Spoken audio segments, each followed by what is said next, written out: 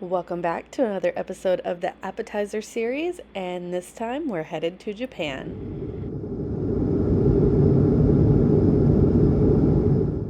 On this trip, I took Delta to Minneapolis to meet up with my friend Priscilla, who was coming from Denver. She was on one of my buddy passes, so we met in Minneapolis to head to Tokyo-Haneda. Flight attendants, prepare doors for arrival, cross-check at all costs.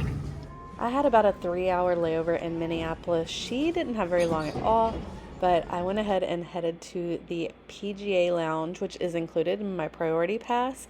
This lounge was so cool. Had I not been alone, I would have probably taken over one of these and swung some balls at it. But I decided to just get some food. I'm not a huge breakfast person, and I don't know why I didn't think about waiting to order until they switched to their lunch menu. But honestly, I was really happy with what I got. I was torn between a few things, but I ended up getting the cinnamon roll pancakes, and these were so good. I wasn't able to finish them, so I ended up taking the extras in this container that I had because I always come prepared.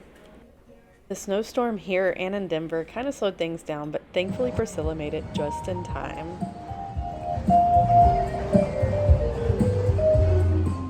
And then it was time to board our Delta flight to Tokyo, and we got cleared for Delta One first class.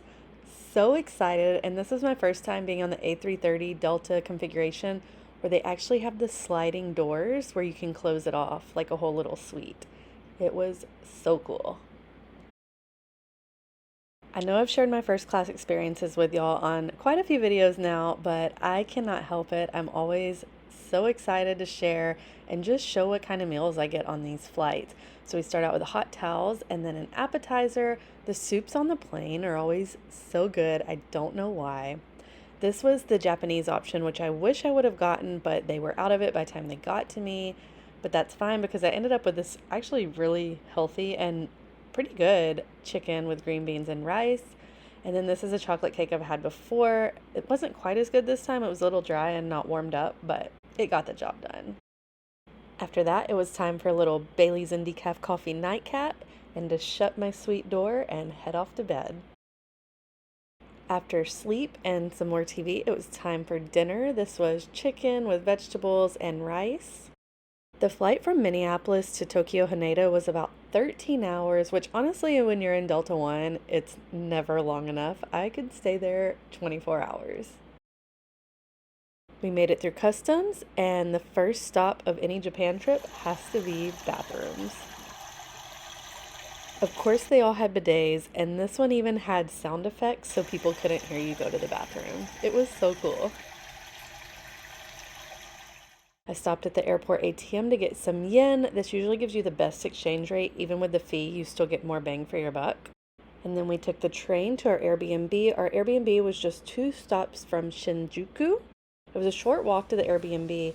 This Airbnb was tiny, but it was only $150 for 3 nights, which blew my mind because I really thought it was going to be way more expensive. And the size wasn't really an issue because we were barely ever there.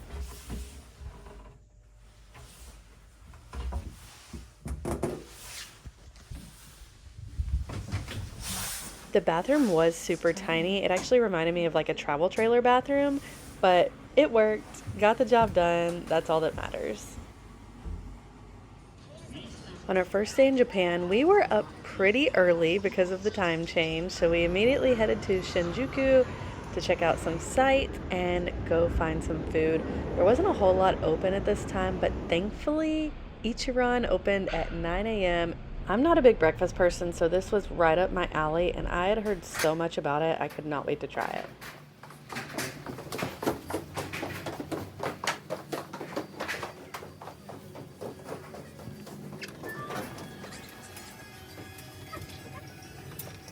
If you're an introvert like me, this is the place to go, especially in the morning. You order from the screens and then you sit in your own little cubicle. You pick where you want to sit, and then they hand you this paper where you choose exactly how you want your ramen made.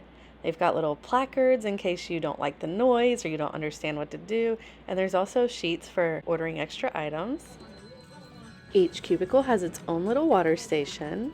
And whenever your food's ready, they just lift up this little wicker curtain and present it to you.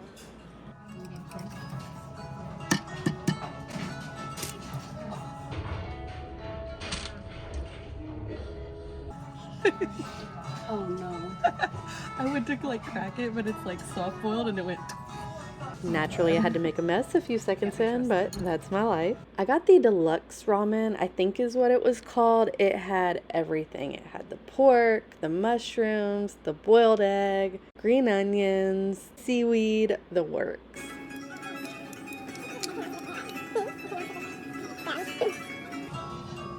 I bet it's good we came early because I bet it gets crowded.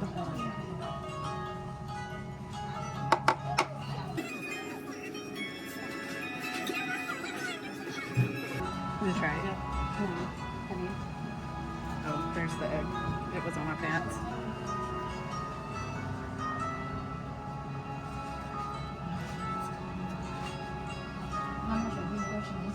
It's hot, like not spicy hot, but like temperature hot. Yeah, that's good. I know I don't seem like I think this ramen blew my mind, but I think it's the jet lag because this ramen blew my mind and we definitely had it more than once. Make sure to come back for the next video where you see what else we did on day one in Tokyo.